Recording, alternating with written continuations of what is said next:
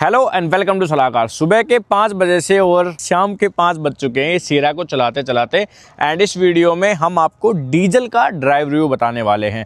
Petrol automatic का drive review already channel पे है एंड 3-4 घंटे जो है वो डीजल को चलाते हुए हो गए। तो डीजल कैसी है, क्या कुछ नेगेटिव्स है, क्या पॉजिटिव्स है, माइलेज जो है वो लमसम कितनी देगी और गाड़ी चलाने में कैसी फील होती है, आपको क्यों ये गाड़ी कंसिडर करनी चाहिए, सब चीज़ों के बारे में इस वीडियो में बात करने वाले हैं। ये top of the line accomplished plus variant हम चला रहे हैं। हालांकि डीजल के ऑप्शंस जो है वो आपको straight from the base variant मिलने वाले हैं। डीजल में manual and automatic 2 gear box के ऑप्शन है। ऑटोमेटिक में 6 स्पीड का टोन कन्वर्टर मिलेगा एंड डीजल में आपको 6 स्पीड का मैनुअल ट्रांसमिशन जो है वो सिएरा के साथ ऑफर किया जाएगा।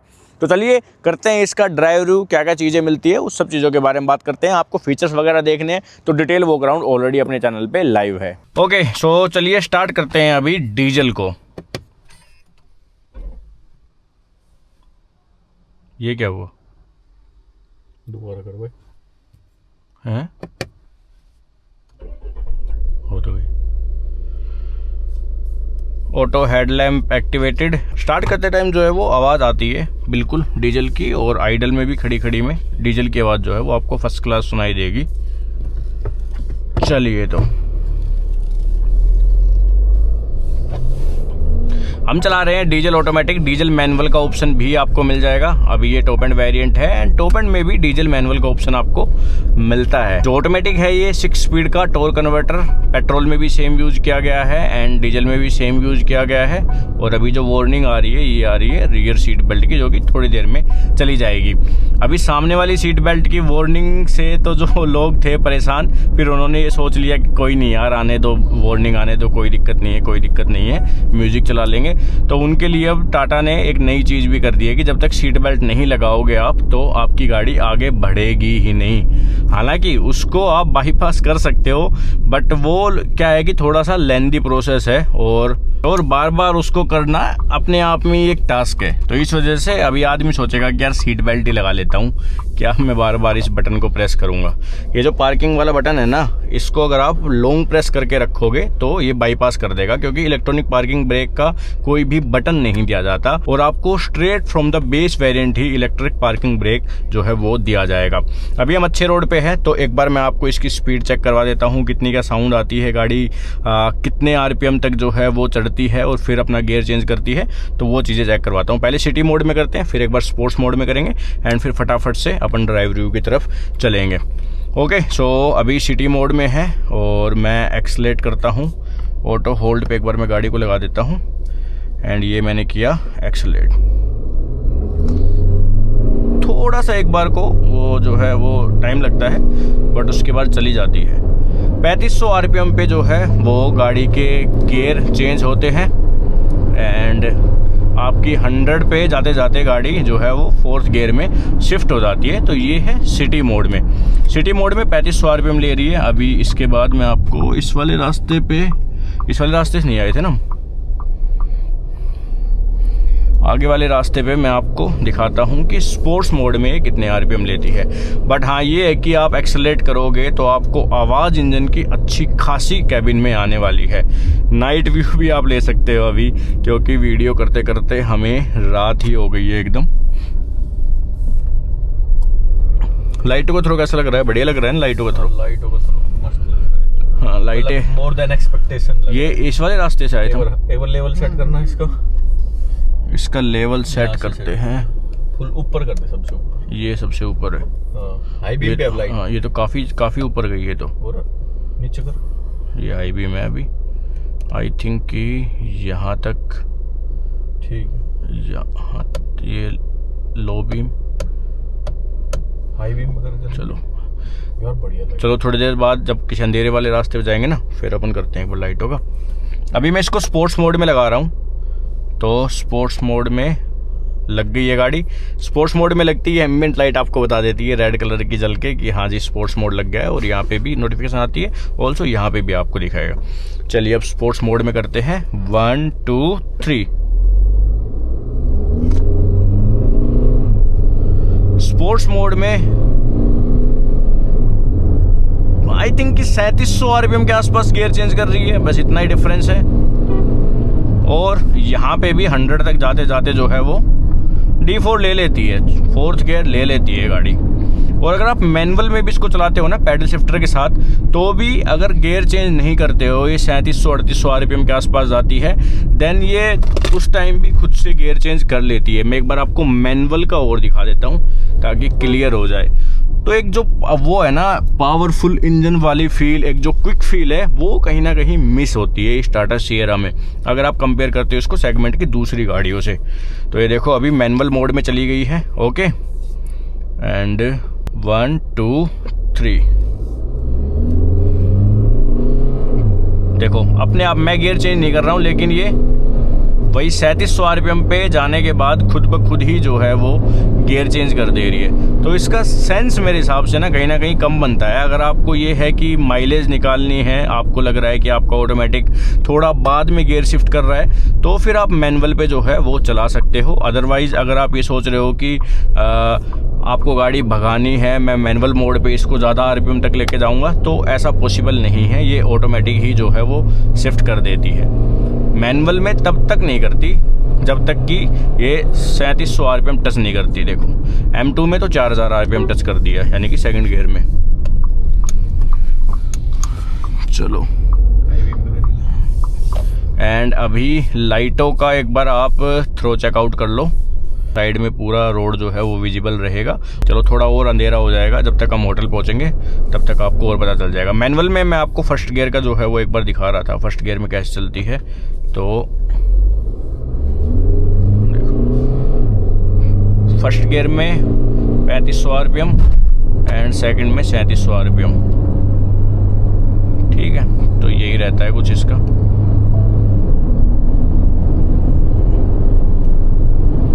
वापस से अगर आपको फिर ड्राइव में आना है ना, तो उसके लिए या तो आप गाड़ी को रोक सकते हो, या फिर आप चलती गाड़ी में इसको गियर लीवर को पकड़ के एक बार फिर से D पे शिफ्ट कर सकते हो, गाड़ी आपकी ड्राइव में आ जाएगी। चलिए तो चलते हैं अब अपने होटल की तरफ। अपने को लेफ्ट जाना है ना।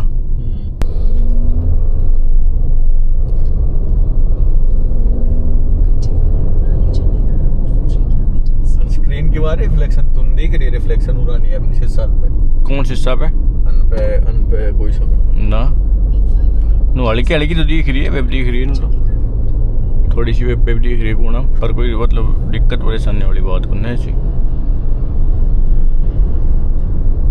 फीचर सारे आते हैं सेगमेंट में, जितने भी फीचर है उनसे ज़्यादा फीचर जो है वो टाटा सिएरा में दिए जाते हैं। जैसे कि अभी ये मैंने इंडिकेटर दिया, तो यहाँ पे ब्लाइंड स्पॉट मॉनिटरिंग का सिस्टम, ठीक है, वो स्क्रीन पे कैमरा आपको दिखा देगा। आप चाहो तो इस कैमरा को यहाँ पे भी देख सकते हो। ऑल्सो आपको जो ORVM है वहाँ पे ब्लाइंड स्पॉट मॉनिटरिंग वाला जो सिस्टम है वो भी आता है, यानी कि साइड में कोई गाड़ी आएगी तो एक लाल सी आपको लाइट वहाँ पे गाड़ी की दिखेगी कि ब्लाइंड स्पॉट में कोई गाड़ी है। तो ADAS से रिलेटेड जितने फीचर है वो सारे दिए जाते हैं। एडेप्टिव क्रूज कंट्रोल हो गया, फिर चाहे आपका इमरजेंसी ब्रेकिंग हो गया, रियर क्रॉस ट्रैफिक अलर्ट हो गया, आप पीछे भी जो है वो रडार दिए गए हैं, तो वो वाले फीचर भी आपको मिलते हैं। ठीक है, फीचर्स में कोई कॉम्प्रोमाइज़ नहीं है। 360 डिग्री कैमरा जो है उसके ऑप्शन भी आपको दिए जाते हैं, एंड आप प्रेस करो आप देख सकते हो। अभी स्पीड में जो है वो पीछे वाला कैमरा दिखाता है, बट लोअर स्पीड में आपको बढ़िया से 360 कैमरा दिखाएगा। ऑल्सो 360 कैमरा में एक दो फीचर और अब की बार जो है वो बढ़ाए गए हैं, एक दो एंगल से और आप गाड़ी को देख सकते हो, तो ज़्यादा सेफ और अच्छे तरीके से जो है वो सिटी में आप ड्राइव कर सकते हो।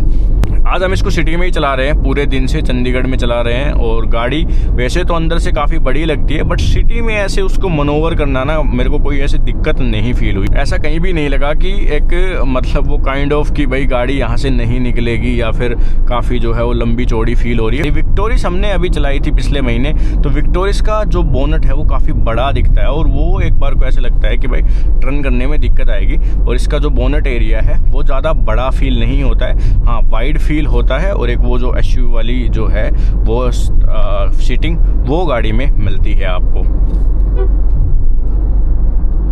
अभी देखो जो ब्लाइंड स्पॉट मॉनिटरिंग की मैं बात कर रहा था, तो वो आपको वहाँ पे दिखेगा, क्योंकि अपने साइड में एक गाड़ी है। ये फीचर्स काम तो आते हैं रात को जब आप ड्राइव कर रहे हो या फिर आप हाईवे पे ड्राइव कर रहे हो तो काम के हैं। कोई ब्लाइंड स्पॉट में आ जाए तो आपको पता चल जाए। काफ़ी एक्सीडेंट होते हैं इस कारण की वजह से भी कि लोगों को गाड़ियाँ दिखती नहीं है। और विजिबिलिटी वाइज जो है वो गाड़ी अच्छी मुझे लगी है। सामने बढ़िया विंड स्क्रीन का एरिया है, बड़े बड़े ORVMs है, साइड में बड़े बड़े ग्लास है और गाड़ी के चारों तरफ कैमरा है, तो कोई किसी तरह की दिक्कत आपको नहीं आएगी विजिबिलिटी वाइज। स्टीयरिंग का फीडबैक जो है वो भी काफ़ी अच्छा है। काफ़ी लाइट वेट स्टीयरिंग व्हील है। सिटी में आप आराम से चला सकते हो। हाईवे पे स्पीड के हिसाब से जो है वो अच्छा खासा वेट भी स्टीयरिंग व्हील में आ जा रहा है। और ऐसा भी नहीं है कि ज़्यादा ही वेट आ जा रहा है, काफ़ी टाइट हो जा रहा है, जैसा कि हमने ऑल्ट्रोज एक बार हमारे पास आई थी उसके केस में देखा था, तो वैसा भी नहीं है। काफ़ी अच्छा फीडबैक जो है वो स्टीयरिंग का है। 0 to 100 तो मैंने आपको दिखाई दिया। ब्रेकिंग भी जो है वो गाड़ी की अच्छी है। चारों डिस्क ब्रेक आपको straight from the base variant दिए जाते हैं। हमने 120 तक जो है वो ब्रेक टेस्ट किए हैं, 120 to 0 जो है वो टेस्ट किए हैं। उनकी रील वगैरह आपको मिल जाएगी।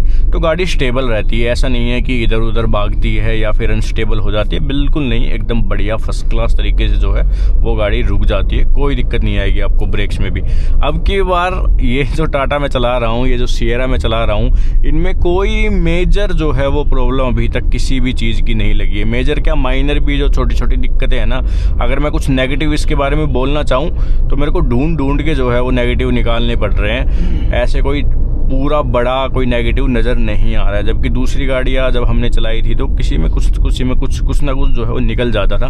बट अच्छा काम किया गया है अब के बाद टाटा सिएरा में। सस्पेंशन जो है वो भी बढ़िया दिए गए हैं। टॉप मॉडल्स में FDD सस्पेंशन दिए गए हैं, तो और भी ज़्यादा बढ़िया आपको कंफर्टेबल गाड़ी फील होने वाली है। फिर चाहे आप रियर सीट पे बैठे हो, चाहे आप गाड़ी को ड्राइव कर रहे हो, आपको मज़ा आने वाला है। गड्ढे वाले रास्तों पे भी हमने चला ली, हाईवे पे हमने चला ली, दोनों जगह जो है काफ़ी अच्छे से सस्पेंशन बिहेव करते हैं और उसमें भी कोई दिक्कत नहीं है। इंजन अपना वही है, 1.5 लीटर का कायरोटैक इंजन जिसको बोलता है टाटा, और ये कर्व में, नेक्सॉन में, इन दोनों डीजल गाड़ियों में मिलता है। 1500 सीसी का डीजल इंजन है और AdBlue वगैरह जो है वो इसमें नहीं डलता, ये एक बढ़िया चीज़ है। जबकि सेगमेंट की दूसरी गाड़ियों में AdBlue डलता है, तो टाटा ने इसको भी पॉइंट आउट किया था कि हमारे इंजन इस वजह से भी थोड़े से बेटर उनसे रहेंगे। फ्यूल इकोनॉमी क्या देता है तो देखो, वो अभी मैंने डीजल की टेस्ट नहीं की है, बट आई थिंक कि अगर आप हाईवे पे इसको चलाते हो तो आपको 20 के आसपास की फ्यूल इकोनॉमी जो है वो मिल जानी चाहिए। अभी मैं 100% श्योर नहीं हूँ, कभी डीजल गाड़ी अपने पास आएगी तो उसको बढ़िया से चला के देखेंगे। अपन ने जो पेट्रोल है इनका, टर्बो पेट्रोल, उसकी माइलेज टेस्ट ज़रूर की है और वो वीडियो आपको चैनल पे मिल जाएगी। डीजल में हमें थोड़ा टाइम कम था तो इस वजह से हम माइलेज टेस्ट नहीं कर पाए। गाड़ी को एक्सपीरियंस करने में हमने थोड़ा ज़्यादा टाइम जो है वो स्पेंड किया डीजल को। थोड़ा बहुत काम किया है, थोड़ी बहुत ट्यूनिंग जो है वो की है नेक्सॉन के ऊपर। तो अभी ये 118 bhp के समथिंग जो है पावर प्रोड्यूस करता है। एंड टॉर्क आपका ये 260 न्यूटन मीटर का टॉर्क जो है वो मैनुअल में प्रोड्यूस करता है। अगर आप ऑटोमेटिक लेते हो, अगर आप ऑटोमेटिक लेते हो तो फिर आपको ये जो इंजन है ये 280 न्यूटन मीटर का टॉर्क जो है वो निकाल के देगा। तो टॉर्क वगैरह के मामले में भी जो फिगर्स है वो बढ़िया है। हालांकि अगर आप इसको चलाते हो तो फिर मैंने बताया कि उतना पावरफुल फील नहीं देता है, पर ठीक है, एज सच कोई आपको दिक्कत भी नहीं आएगी। आराम से हाईवे पे ओवरटेक आप कर पाओगे, सिटी में आराम से चला पाओगे, कोई प्रॉब्लमेटिक चीज़ें नहीं है इसके बारे में। बट कुछ लोग जो है ना, जिनको भाई ये चाहिए कि गाड़ी का पंजा दबाऊं और गाड़ी भागे, तो वो थोड़ा एक फैक्टर जो है वो यहाँ पे मिसिंग लग सकता है। देन उसके बाद अगर अपन गियर बॉक्स की बात करें तो अब की बार ये चीज़ बढ़िया हुई है कि डीजल के साथ आपको टॉर्क कन्वर्टर गियर बॉक्स मिल रहा है। अब ये टॉर्क कन्वर्टर पहली चीज़ तो रिलायबल है, ज़्यादा लंबा जो है वो चलेगा, खर्चा जो है वो आपका ओवर द टाइम ज़्यादा बढ़ाएगा नहीं, और परफॉर्मेंस जो है वो भी डिसेंट आ रही है इस टॉर्क कन्वर्टर गियर बॉक्स के साथ। टॉर्क कन्वर्टर 6 स्पीड का आपका होने वाला है और मैनुअल ट्रांसमिशन मैंने आपको बताया वो भी आपको 6 स्पीड से मिलेगा। ऑल्सो ये चीज़ भी अच्छी है कि जो डीजल है वो आपको straight from the base variant offer कर रही है टाटा, और मल्टीपल वेरिएंट्स जो है उनमें आपको डीजल का ऑप्शन दिया जाएगा। कुछ एक वेरिएंट्स ही है कि जहाँ पे आपको डीजल नहीं मिल रहा या फिर डीजल ऑटोमेटिक नहीं मिल रहा, अदरवाइज लगभग सभी वेरिएंट में आपको डीजल के ऑप्शन जो है वो मिलते हैं। जो इनका टर्बो पेट्रोल है वो टॉप के 3 वेरिएंट में है और उसमें मैनुअल का ऑप्शन नहीं है, बट टाटा को पता था कि इस सेगमेंट में डीजल थोड़ा ज़्यादा बिकता है, तो उन्होंने डीजल के भरपूर ऑप्शन जो है वो आपको दिए हैं। तो आप डीजल कंसिडर डेफिनेटली कर सकते हो अगर आपकी रनिंग जो है वो 10,000 किलोमीटर, 15,000 किलोमीटर, 15,000 किलोमीटर से ज़्यादा है, तो फिर आप डीजल लो, उसी में ही आपका फ़ायदा है। फ्यूल इकोनॉमी अच्छी देगा एंड चलाने में भी जो है वो आपको डिसेंट फील होने वाली है गाड़ी। थोड़ा वोकल जो है वो इसलिए भी बढ़ते हैं कि जब आप एक्सेलेरेट करोगे तो ये सोचता है कि थोड़ा मेरे को पुश देना है ड्राइवर को, तो उस वजह से आरपीएम जो है हाई पे जाके गियर चेंज होते हैं, तो इस वजह से भी हल्के वोकल आपको सुनाई देंगे। बाकी डीजल इंजन तो भाई आपको धीरे धीरे धीरे धीरे आवाज़ जो है वो उसकी सुनाई देती रहेगी, उसमें कोई शक नहीं है।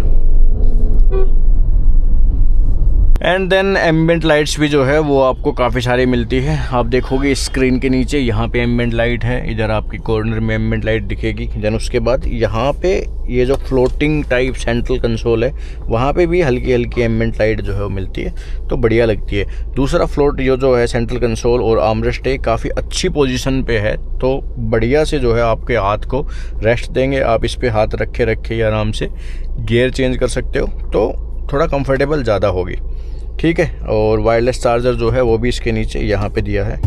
बाकी ये काम तो पता नहीं कवर के साथ करता नहीं है, पर ठीक है यहाँ पे दिया गया है। ये वाली स्क्रीन जो है वो Android auto, Apple CarPlay, wireless support करती है। 12.5 इंच की स्क्रीन है, ये वाली 10.25 इंच की स्क्रीन है। यहाँ पे आपके MID से रिलेटेड सभी इन्फॉर्मेशन दिखती है, जैसे कि अभी आप ट्रिप इन्फो देख रहे हो। देन उसके बाद ये ADAS से रिलेटेड चीज़ें हैं। व्हीकल इन्फॉर्मेशन में TPMS के फीचर जो है वो आपको दिखा रहा है। एंड देन नेविगेशन के साथ साथ मीडिया और बाकी कोई नोटिफिकेशन होगी तो वो सब चीज़ें जो है वो आपको शो करेगा। वो वाली जो स्क्रीन है वहाँ पे देख सकता है आपका को पैसेंजर मूवीज़ देख सकता है, यूट्यूब देख सकता है, कोई भी नेटफ्लिक्स वगैरह जो है वो सब चीज़ें आप चला सकते हो उसमें। ऑल्सो आप गेम खेल सकते हो, अपना जॉयस्टिक जो है वो कनेक्ट करके यहाँ पे गेम भी खेल सकते हो। और अगर आप चाहो तो ऐसा नहीं है कि आपको गाड़ी के स्पीकर्स को यूज़ करना है, आप डायरेक्ट उसमें हेडफोन, ब्लूटूथ हेडफोन जो है वो कनेक्ट करके अपना को पैसेंजर अपना काम जो है वो कर सकता है, फिर चाहे वो कुछ भी कर रहा हो। और ड्राइवर को अगर फिर भी गाने सुनने हैं तो वो अपनी ये स्क्रीन में गाने गाड़ी में चला सकता है। तो दोनों के लिए अलग अलग जो है वो ब्लूटूथ कनेक्टिविटी दी गई है। बट ये है कि ड्राइवर को ये स्क्रीन पूरी बढ़िया से विजिबल है, तो अगर ये कुछ देखेगा तो ड्राइवर का ध्यान उस पर जा सकता है, जो कि थोड़ा सा खतरनाक आपके लिए साबित हो सकता है। तो वो एक चीज़ है, कुछ तो करना चाहिए था, या तो इसको हल्का सा टिल्ट में कुछ देना चाहिए था ताकि ड्राइवर को ना दिखे, या फिर जो लग्जरी गाड़ी होती है उनमें नहीं दिखती ना स्क्रीन। ये मर्सिडीज़ वगैरह जो है उनमें ये ट्रिपल स्क्रीन का कॉन्सेप्ट जो है वो आया था, तो वहाँ से ही शायद लिया होगा।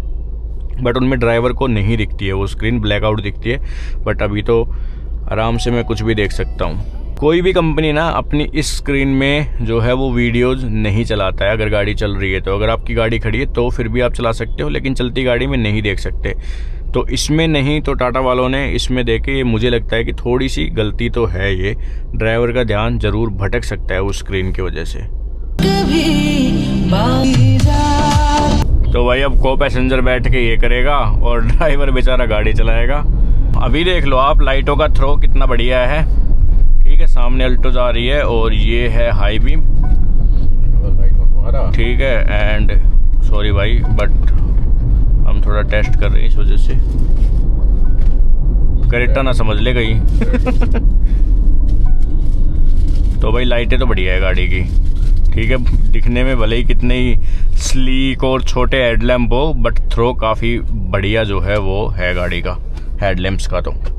और अंदर से इंटीरियर में भी देखोगे ना आप, लाइटिंग तो काफ़ी मिनिमल सी लाइटिंग जो है वो यूज़ की गई है और काफ़ी अच्छी लगती है। स्पेशली मैं हर बार टाटा की किसी भी गाड़ी में वीडियो करता हूँ तो मैं बताता हूँ कि इनका ये वाला थीम मुझे बहुत बढ़िया लगता है भाई। बिल्कुल एकदम सिंपल स्वीट एंड ना ज़्यादा लाइटें हैं ना ज़्यादा कलर्स है, काफ़ी प्यारा फील होता है। एंड यही चीज़ सेम MID के साथ भी जो है वो ऐसी बढ़िया से फील होती है।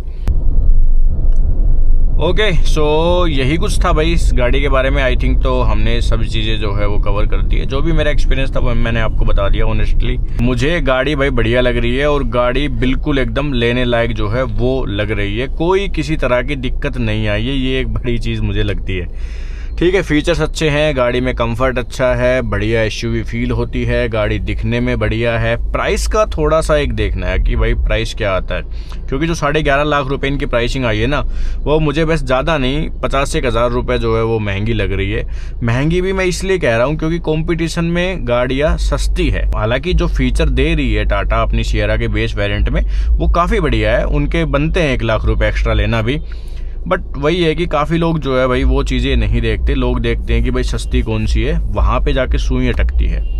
तो बस वही है कि प्राइस अगर टॉप एंड वेरिएंट का या फिर बीच वाले वेरिएंट का थोड़ा सा कॉम्पिटिटिव आ जाए ना, तो फिर कोई दिक्कत नहीं है, गाड़ी बढ़िया से जो है वो सेल होगी। और अब की बार मुझे लग रहा है कि हाँ, टाटा का कोई प्रोडक्ट जो है वो लोगों को काफ़ी पसंद आने वाला है, और हमें भी जो है वो ये गाड़ी काफ़ी पसंद आई। तो ये थी इस टाटा सियरा के बारे में कंप्लीट वीडियो। आई होप कि आपके सभी जो डाउट्स होंगे वो क्लियर हमने कर दिए होंगे। अगर फिर भी कुछ रह जाता है तो कमेंट सेक्शन में हमसे पूछ लो, या फिर आप इंस्टाग्राम पे हमसे कनेक्ट कर लो, हम वहाँ पे भी आपके कुछ डाउट्स जो है वो क्लियर करने की कोशिश करेंगे। एंड फिर कभी अगर ये हफ्ते 2 हफ्ते के लिए अपने पास आई मीटर ड्राइव के लिए, तो फिर अच्छे से और डिटेल्ड में जो है इसकी वीडियो हम आपके लिए लेके आएंगे। Thank you so much for watching this video. Make sure to subscribe our channel and Instagram handle को भी आप फॉलो कर लेना। Thanks for watching.